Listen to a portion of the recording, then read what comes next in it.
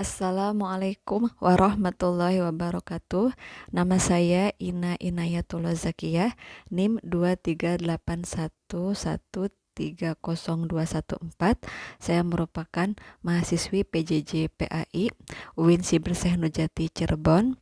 Di sini saya akan memuat materi dengan fikih jinayah untuk memenuhi UAS mata kuliah fikih yang diampu oleh dosen Bapak Ahmad Otong Bustomi LCMAG.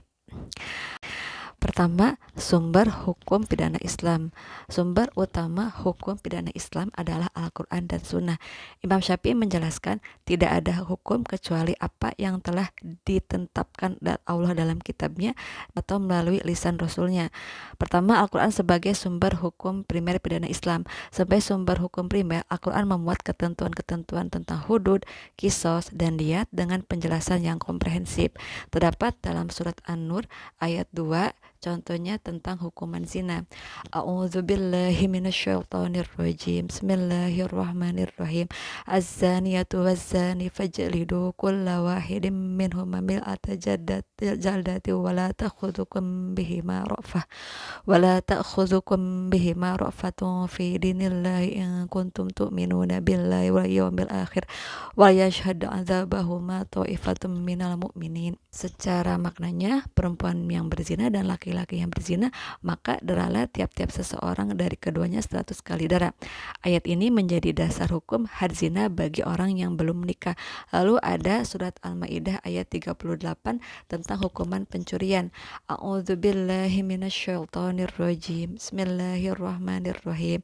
Was-sariqu was-sariqatu faqta'u aydiyahuma jazaa'an bima kasaba nakalam minallah wallahu azizun hakim.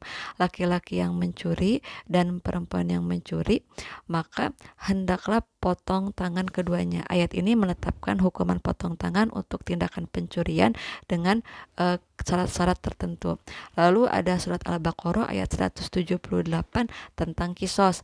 A'udzubillahi minasyaitonirrajim. Bismillahirrahmanirrahim.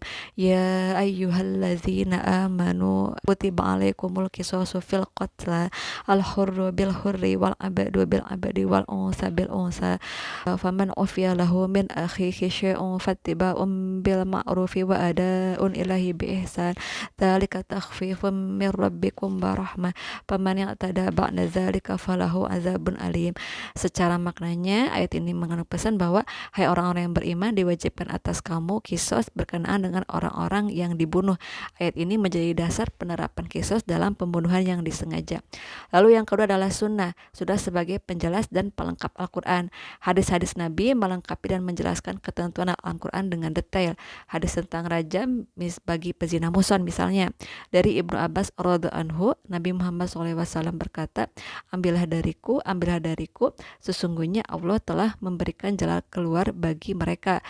Bujangan dengan bujangan dihukum 100 kali dera dan dibuang 1 tahun, dan yang sudah menikah dihukum 100 kali dera dan dirajam.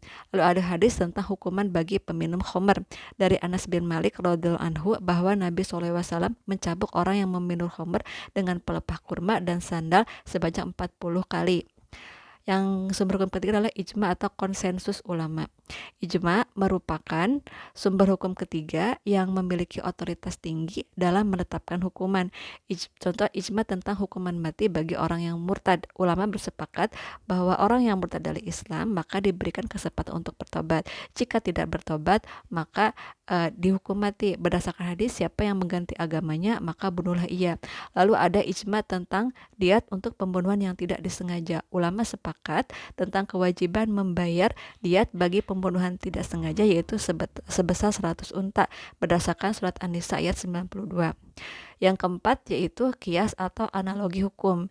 Kias digunakan untuk menetapkan hukum pada kasus baru yang tidak terdapat dalam Nas dengan cara menganalogikan kepada kasus yang sudah ada di dalam Nas karena memiliki ilat yang sama. Contoh kias dalam hukuman peminum narkoba. Narkoba dikiaskan kepada khamr karena memiliki ilat yang sama, yaitu sama-sama memabukkan. Imam Malik berpendapat setiap yang memabukkan adalah khamr dan setiap khamr adalah haram. Lalu contoh yang lain adalah kias dalam hukuman LGBT. Beberapa ulama mengkiaskan LGBT atau liwat kepada zina karena memiliki ilat yang sama, yaitu hubungan seksual di luar pernikahan yang sah. Yang kelima yaitu maslahah mursalah atau pertimbangan kemaslahatan. Maslahah mursalah menjadi sumber hukum dalam meletakkan hukuman takzir yang tidak ditentukan secara spesifik di dalam nas. Contoh takzir dalam korupsi.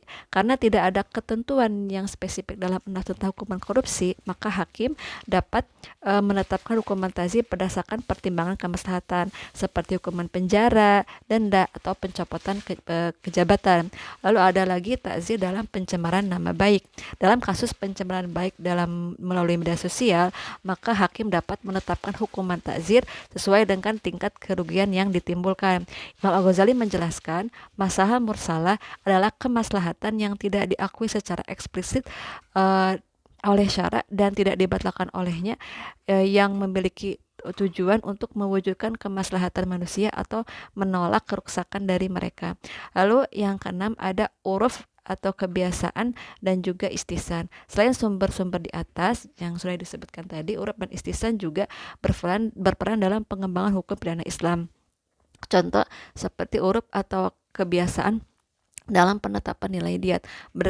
Besaran diat dapat ditetapkan sesuai dengan nilai mata uang yang berlaku di masyarakat selama tidak bertentangan dengan prinsip syariat. Lalu ada istihsan dalam modifikasi hukuman. Dalam kondisi tertentu, pertimbangan keadilan dapat mengubah penerapan hukum yang bersifat umum menjadi bersifat khusus demi mencapai keadilan yang substansif. Dengan demikian, sumber hukum pidana Islam bersifat komprehensif dan dinamis, mampu menjawab perkembangan zaman, namun tetap berpegang teguh pada prinsip-prinsip dasar syariat. Kelima hukum tersebut saling melengkapi dan membentuk sistem yang adil, manusiawi, dan juga memberi kemanfaatan bagi seluruh umat manusia. Lalu selanjutnya ada asas legalitas hukum pidana Islam. Asas legalitas dalam hukum pidana Islam dikenal dengan konsep la uqubata illa bin nas, tidak ada hukuman tanpa adanya nas atau dalil yang jelas. Prinsip fundamental ini menegaskan bahwa suatu perbuatan tidak dapat dihukum kecuali telah ditetapkan ketentuannya secara eksplisit melalui Al-Quran, Sunnah, atau ijma yang sah yang mendukung sumber primer tersebut. Hal ini berdasarkan dari firman Allah surat Al-Isra ayat 15, A'udzubillahi minasyaitonirrajim. Bismillahirrahmanirrahim. Madihtada fa innama yahtadi li nafsih wa man dhalla fa innama yadillu 'alaiha wa la taziru waziratun wizra ukhra wa ma kunna mu'adzibina hatta nab'atsa rasula. Dengan makna ayat tersebut yaitu, dan kami tidak akan mengadab sebelum kami mengutus seorang rasul. Ayat ini menjadi dasar filosofis bahwa manusia tidak boleh dipidana tanpa terlebih dahulu disampaikan aturan yang jelas melalui risalah kenabian. Prinsip legalitas dalam Islam juga tampak dalam larangan membuat syariat baru tanpa adanya hukum yang sah. Lalu dasar-dasar asas legalitas dalam hukum pidana Islam yaitu Imam Asy-Syatibi dalam kitab Al-Muwafaqat menjelaskan bahwa kejelasan nas hukum menjadi syarat mutlak ditetapkannya suatu sanksi. Beliau menyatakan tidak sah penetapan hukum kecuali berdasarkan ketentuan syariat yang jelas, karena hukuman adalah memberikan kebatasan pada kebebasan manusia yang hanya boleh dilakukan oleh pembuat hukum atau syari, yaitu Allah dan Rasulnya. Hal ini sejalan dengan unsur doktrin fikih jinayah bahwa jarimah harus ditetapkan oleh nas, oleh syariat agar dapat dihukum. Konsep ini meliputi legalitas material, yaitu perbuatan harus secara jelas ditetapkan sebagai jarimah dalam nas. Lalu ada legalitas formil, yaitu penetapan dan proses pembuktian dan penerapan hukuman harus sesuai dengan ketentuan syariat. Dan ada legalitas yudisial, yaitu hanya hakim yang berwenang menjatuhkan hukuman secara terbukti secara sah. Lalu ada fungsi asas legalitas dalam hukum pidana Islam. Asas legalitas dalam hukum pidana Islam berfungsi untuk 3 hal. Pertama yaitu perlindungan hak individu. Asas ini melindungi setiap individu dari kesewenang-wenangan penguasa dalam menjatuhkan hukuman. Lalu ada juga jaminan kepastian hukum.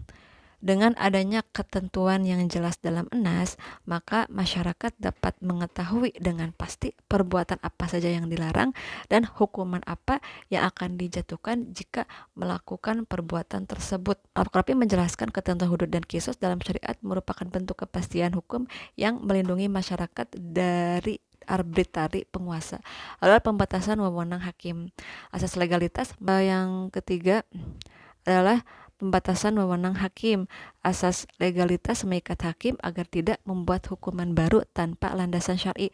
Hakim hanya berwenang menerapkan ketentuan yang sudah ditetapkan dalam nas.